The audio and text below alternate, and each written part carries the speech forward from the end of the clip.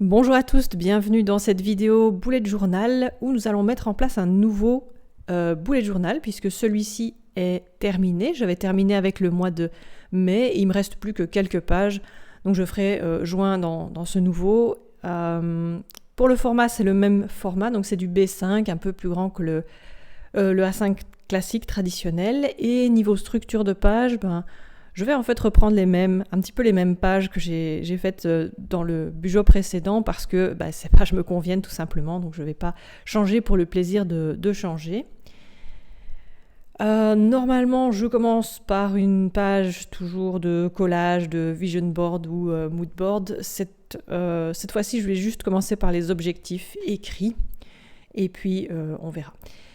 Pour le matériel, en fait, j'ai pris tout le matériel qui était assorti à la couleur, donc un peu pêche, et je vais contraster avec un vert turquoise un peu plus foncé.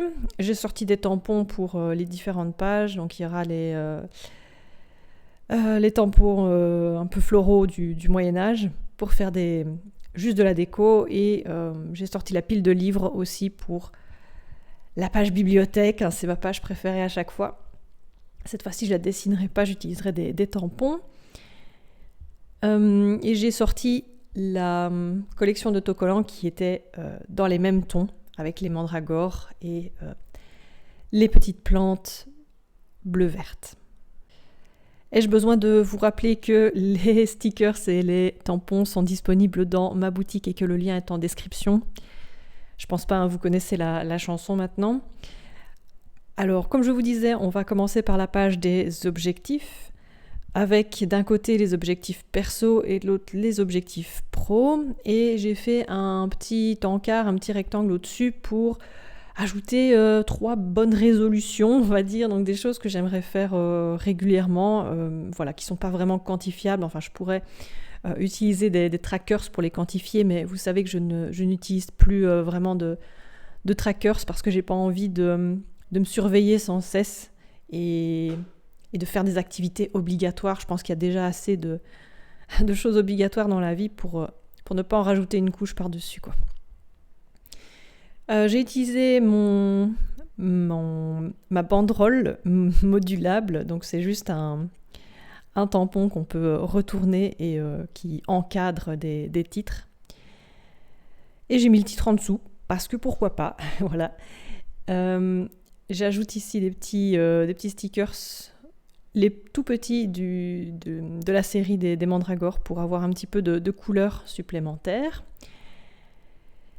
Et tous ces objectifs, en fait, je les avais déjà listés dans la précédente mise en place du début d'année, donc dans le précédent Bugeot. Je vous mettrai le lien dans le i, si j'y pense, si vous voulez avoir de plus amples informations à ce sujet. J'ajoute un petit morceau de washi tape pour l'ornement et un petit peu de motif au niveau des colonnes.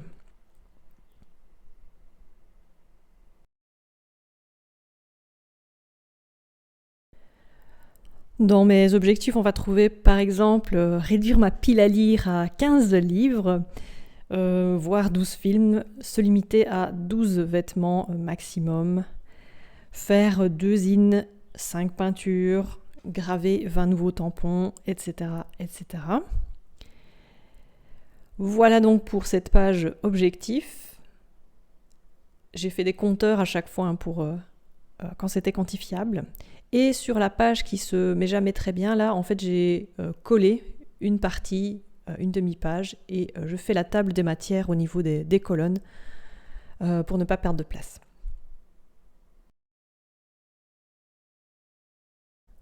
Sur ma seconde page, je vais faire un calendex, donc qui est censé reprendre toute l'année. Ici, je vais juste le faire en 6 mois, donc les mois de juillet à décembre. Et là, je suis en train de séparer chaque colonne en semaines. Donc il y a 7 petites lignes entre les séparations. Et voilà, donc je commence le 1 au-dessus. Je place ma première semaine, puis je fais une grosse ligne pour qu'on comprenne bien que la semaine se termine.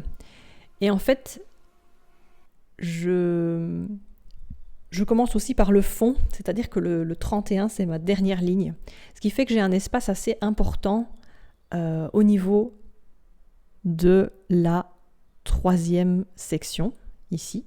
Et c'est ici, précisément, que je vais installer mes titres. En fait, je pourrais inscrire mes titres au-dessus ou en dessous, mais je trouve ça visuellement plus intéressant de les placer à 1/3 de la page. Voilà, je pense que visuellement c'est clair. Quand je l'explique, ça ne ressemble à rien comme d'habitude. Ici, j'ai fait attention de ne pas mettre trop de lettres, parce que souvent j'ai des problèmes avec le septembre que je ne sais jamais placer avec les petits tampons lettres. Un petit peu d'ornementation avec des fleurs. Et j'ai rajouté également ceci, donc c'est un rabat qui va me permettre de voir la composition des mois tout au long de l'année. Donc j'aurai juste à ouvrir le rabat et à checker comment sont organisés les mois. Ça va me faciliter la tâche pour les mises en place mensuelles. Voilà, alors 3e page, c'est la bibliothèque. Je vais reprendre la même structure que pour les pages de collection que j'avais déjà faites dans l'autre vidéo et faire 2 colonnes au niveau de la gauche avec mon espace de pile à lire, donc là où je vais inscrire les livres qui vont entrer dans ma collection. Et à droite, je vais reproduire ce motif, ce schéma avec les tampons lettres pour faire une bibliothèque. Et dans chaque livre, j'inscrirai le titre du livre que j'ai lu. Alors, en général, dans les vidéos précédentes, je les dessine ici. Comme j'ai fait un set de tampons spécifiques avec des livres, je trouve ça plus amusant de tamponner.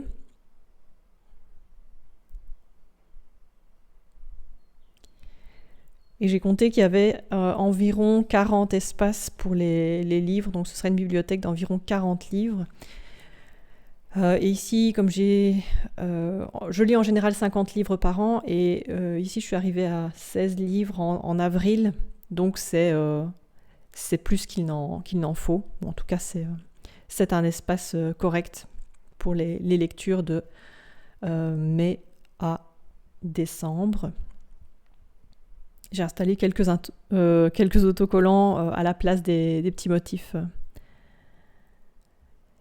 Et voilà, je remets ici mes objectifs de la pile à lire qui doit normalement se réduire à 15 livres. Bon, après, ça veut dire que c'est possible, mais il faut vraiment que je n'achète plus aucun livre jusqu'à la fin d'année, donc ça va être un petit peu compliqué. Et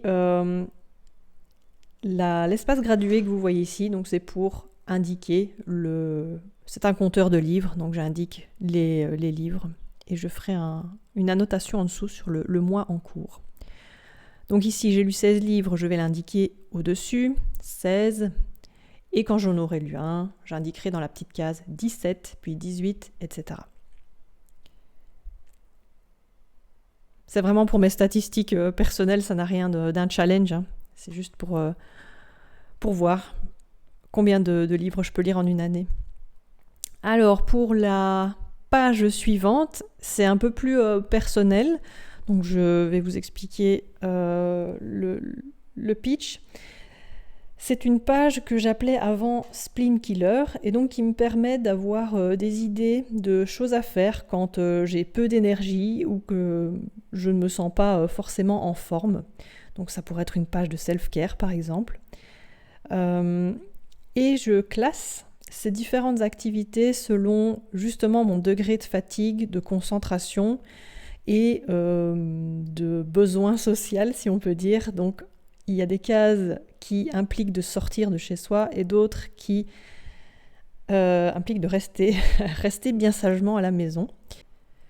Chaque petit rectangle va être vraiment ciblé sur une activité. Donc on aura la case du Spleen Killer qui lui va vraiment être quelque chose de l'ordre trouver une activité facile et relaxante qui ne prend pas beaucoup d'énergie, comme par exemple trier ou ranger une pièce, ou bien faire des lignes de calligraphie ou d'écriture, ou bien faire un mood board, donc des choses qui me demandent 3 grammes de neurones. J'ai une toute petite case pour les urgences, donc quand je me sens vraiment pas bien, je prends un bain par exemple. Voilà, très simple, self-care basique. J'aurai une liste des obsessions, donc des intérêts spécifiques, des choses qui me font du bien quand j'y pense. J'inscrirai ici les stylos plumes par exemple, mais je compléterai cette liste au fil de l'année. J'ai au-dessus une rubrique routinure. Voilà, je vous montre ici la version de l'année passée, du Bugeot passé, où j'avais fait un petit graphique, vous voyez, avec énergie d'un côté et social de l'autre. Et donc ça me permet de faire mon classement comme ça. Donc j'ai une case avec la routinure, qui est la nourriture routinière en fait, donc mes plats de confort. Une rubrique nouveau projet, où je place ce que j'aimerais faire en tant que comme projet artistique. Donc j'ai mis un roman graphique par exemple, un livre de jeu de rôle, un journal avec des paroles de chansons, et une petite case pour les sorties dans les musées, dans les parcs, etc. Voilà pour cette page Spleen Killer. Alors je vais faire une page qui n'a rien à voir avec les collections, mais que j'utilise énormément, c'est la page trimestrielle. Ces pages trimestrielles, ce sont des pages que j'utilise beaucoup, que j'aime bien voir, puisque ça me permet en un seul coup d'œil d'avoir un aperçu de la saison. Donc chaque fois, il y a 3 mois plus une colonne pour les notes, et je regarde ainsi ce que je dois faire ou ce que j'ai en tête pour les différents secteurs pro. Donc pour le Patreon, pour les vidéos YouTube, c'est ici que je note mes idées de vidéos, et pour les sorties Etsy. Et là, attention, gros drama, je fais tomber mon marqueur en plein milieu de la page, donc méga rature au milieu de la page. Écoutez, tant pis, ça restera comme ça, je vais pas recommencer la page parce que je fais une vidéo, c'est pas un souci, je pourrais écrire par-dessus. Mais bon, c'est pas très esthétique, on est d'accord. Donc, qu'est-ce que je disais ? Oui, organisation des secteurs pro, et je note aussi les nouvelles idées de sorties vidéo et autres. Alors, à la suite de ces pages trimestrielles, je vais ajouter les 2 pages que je ne fais pas souvent, que j'aimerais faire 2 fois par an idéalement. C'est celle de la garde-robe et des travaux en cours. Donc pour la page garde-robe, je la fais en général quand je change ma garde-robe d'été, garde-robe d'hiver. Ici, on est d'accord que le printemps n'a pas été terrible, donc moi j'ai mis mes vêtements d'hiver de saison froide en tout cas, pendant assez longtemps, et je ne fais le changement que maintenant. Donc sur ces pages, qu'est-ce que j'inscris ? Je vais inscrire tout simplement les vêtements favoris de la saison passée, donc ici de la saison froide. J'inscris aussi les vêtements que je suis contente de retrouver, donc ceux que je sors de l'armoire en me disant « Waouh, je vais pouvoir reporter ça, c'est trop cool, je suis contente ». Et un petit encart en dessous pour y noter des mots-clés sur le style, ça peut aider à ne pas prendre de mauvaises décisions shopping par exemple. J'inscris aussi les vêtements que j'ai peu portés la saison passée, ceux que j'ai revendus ou que j'ai donnés. Bref, les vêtements qui sortent de ma garde-robe, et je laisse un petit espace pour la shopping list, même si je me suis donné pour défi de me limiter à 12 vêtements cette année. C'est très compliqué de n'acheter qu'un vêtement par an, un vêtement par mois. Et sur la page de droite, c'est la page des work in progress, donc des journaux en cours et des autres projets que j'ai en cours. Donc ici, je vais par exemple noter le défi des 100 jours dans les projets en cours. Voilà, écoutez, j'ai plus rien à ajouter pour mes pages de collection. Je trouve que c'est déjà un bon début. Je fais un petit tour d'horizon pour le récap des pages. Donc on a le sommaire, ensuite les objectifs sur la première page. Ensuite on a le Calendex, la vue à 6 mois avec mon rabat qui va me permettre de m'organiser et de voir la composition des mois où que je sois dans mon Bugeot. Ensuite on a une page bibliothèque. Ici, la page des plans. Ensuite, on aura la vue trimestrielle et autres. Voilà, j'espère que cette vidéo vous aura inspiré pour votre propre mise en place de nouveaux Bugeots. N'hésitez pas à liker la vidéo, à partager vos impressions dans les commentaires et on se retrouve tout bientôt. Ciao, ciao!